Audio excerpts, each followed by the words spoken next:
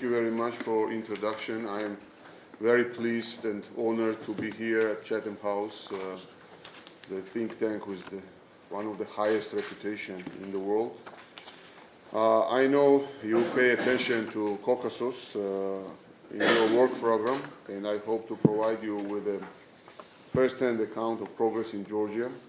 This year we mark 25th anniversary of independence since the restating of independence from the collapse, right after the collapse of the Soviet Union.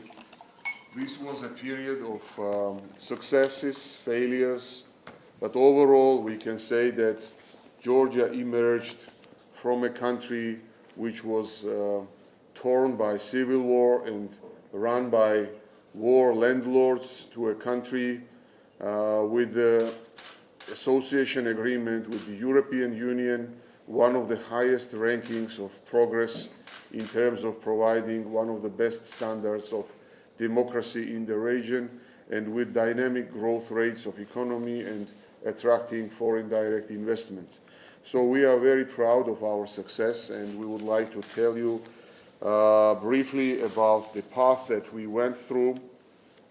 Let me start with economy and investment. Georgia is a country which, despite all the ups and downs in the region, was able to retain quite high growth rates in the economy. I am very optimistic about the future, especially when I view the progress that we have made again during the last several years, despite the oil prices going down, despite the fluctuations of all the major currencies in the region.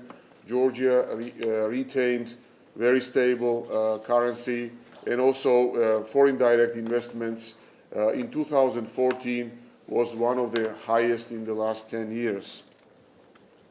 The main purpose of my trip to the UK was to participate in anti-corruption summit being hosted by Prime Minister Cameron.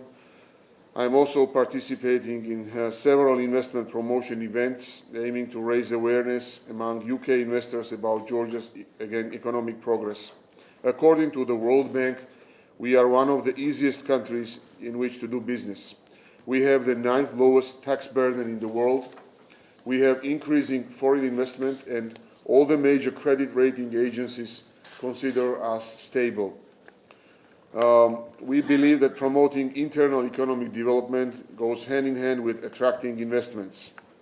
My government has adopted a 4-point reform agenda designed to ensure long-term sustainable development and inclusive growth. Reforms will cover the tax system, capital markets, the education and health system, and pension reform. In all of this, you can see the government's commitment to creating a modern, educated, and healthy Georgian workforce that is ready to compete in the global economy. Georgia historically played an important geographic role in the South Caucasus region, and it's no different today. Georgia has become a vital transit and energy corridor. Pipelines linking Caspian oil and gas fields to Turkey and Europe pass through Georgia, as well as new road and rail networks that make Georgia an important logistic hub.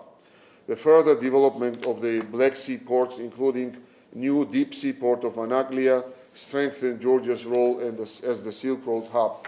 I just came from a breakfast with Bob Dudley, CEO of BP, and we discussed important project of South Caucasus gas pipeline expansion.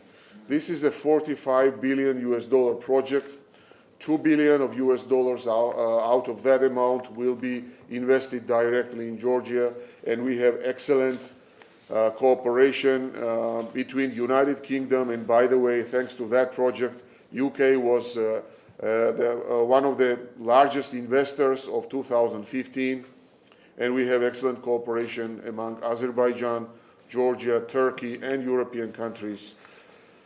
So this is a very important strategic project in terms of increasing importance of our region, diversifying energy supply routes for Europe, and of course providing more security to our region.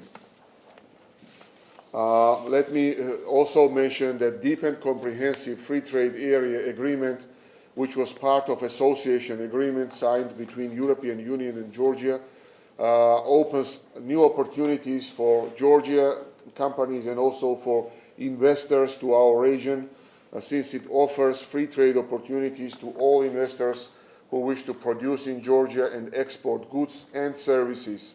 It not only eliminates tariff barriers for Georgian companies, but also eliminates institutional barriers, since part of this agreement is transforming Georgian market economy institutions towards the European standards. So that is what we are doing right now, transforming competition agencies, standardization and metrology institutions, phytosanitary institutions, and food safety institutions to European standards, which means that standards of producing goods and services in Georgia will comply with the European standards. Now the security situation, and as it was mentioned by Mr. Nixie, if I'm not, we are approaching Warsaw Summit this year. This is a NATO summit where we expect appreciation of Georgia's progress towards NATO. And to anyone who would speculate about Georgia's foreign policy goals, I would like to reconfirm that this is the will of Georgian population, expressed several times through census, referendums.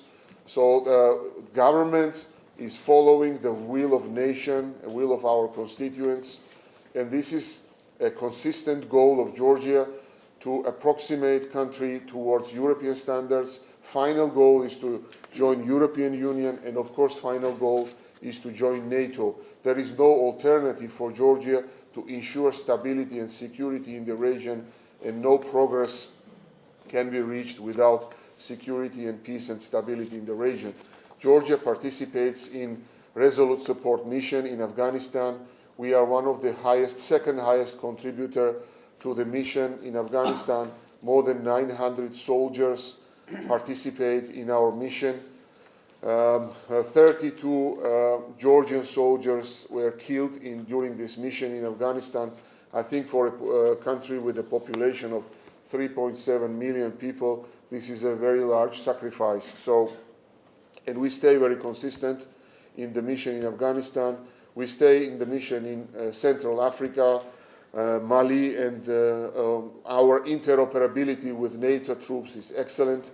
2 days ago, United States, UK, and Georgia launched a joint military training, which is called Noble Partner 2016, which focuses on interoperability of Georgian troops, expeditionary capacity, but in the future we will start to focus more and more on deterrence capacity of Georgian military. And for this, we are expanding cooperation formats, bilateral formats with United Kingdom, with United States, and this was part of our discussion with Defense Secretary yesterday. But also I would like to mention that, of course, we are sending the messages to Russian politicians that Georgia's Western aspirations is not against our neighbors. This is for strengthening peace and security in the region, and we try to be as constructive as possible with Russia, but without conceding in our major strategic goals, which is joining NATO and joining EU in the future. We try to de-escalate the tensions with Russia. We try to open trade and people-to-people relations, but again, this is without conceding in our major strategic goals. And unfortunately, I would like to mention that in political dimensions, Russia does not reciprocate. We hear concerning statements from South Ossetia leaders about possible referendum to join Russian Federation in the future, which is totally against international law. Unfortunately, we still experience capturing ethnic Georgians across the administrative border lines. We still experience banning ethnic Georgians the right to receive in native language education in Gali district of Abkhazia, and of course we are raising attention of our international partners over this issue.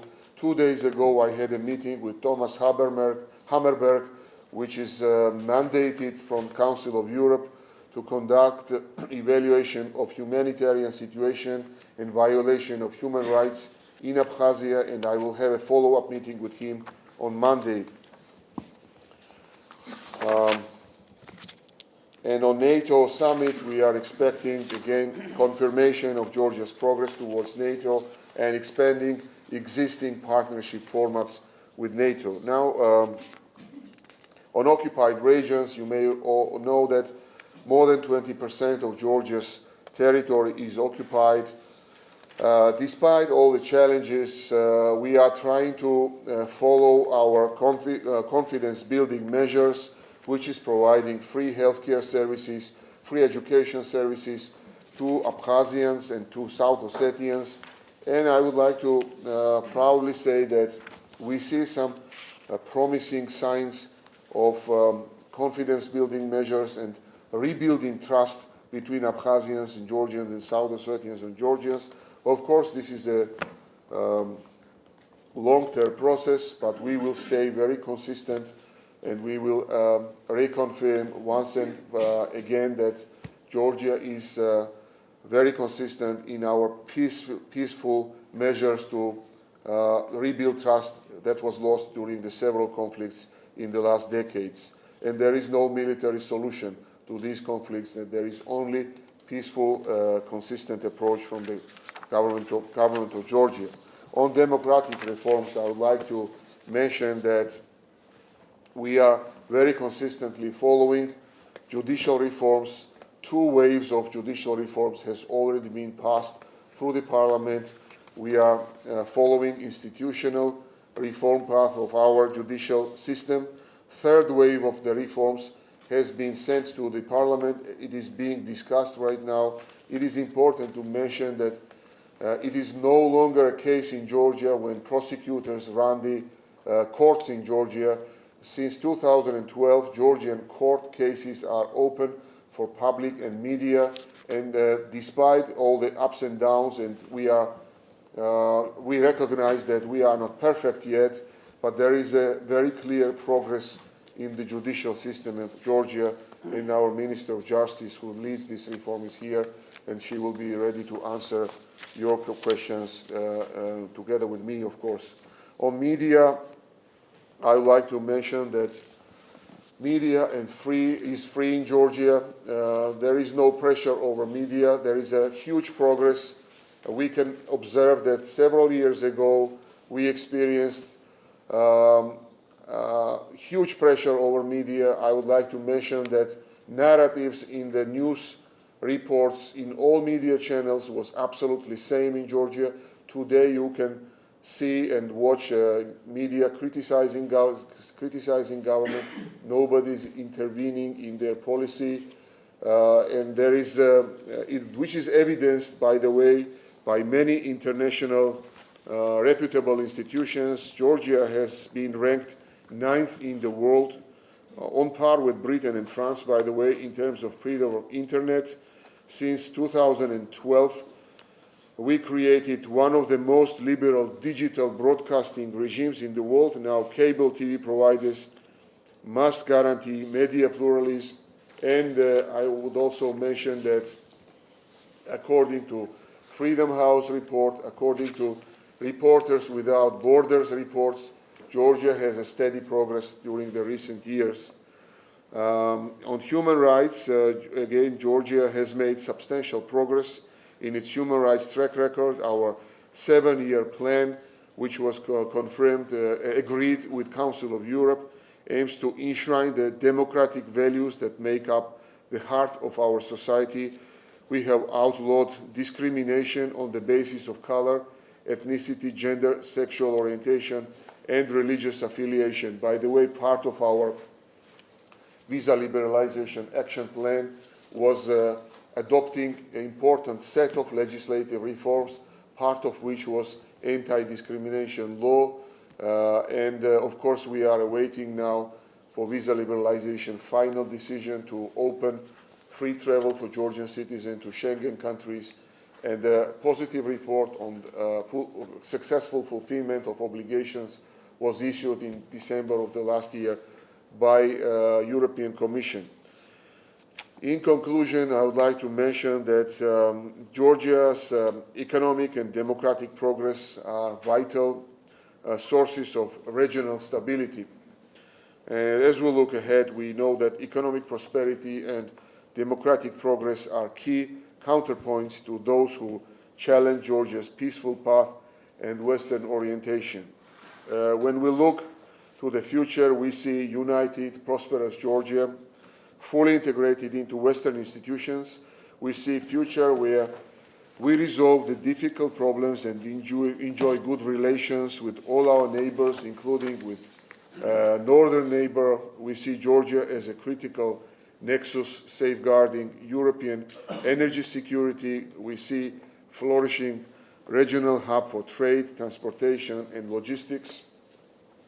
Some of you may consider this is an impossible dream, but we see a case of Leicester City that even unimaginable dreams become reality. So we are very optimistic in Georgia that all these goals will become reality in the nearest future. So thank you very much for your attention.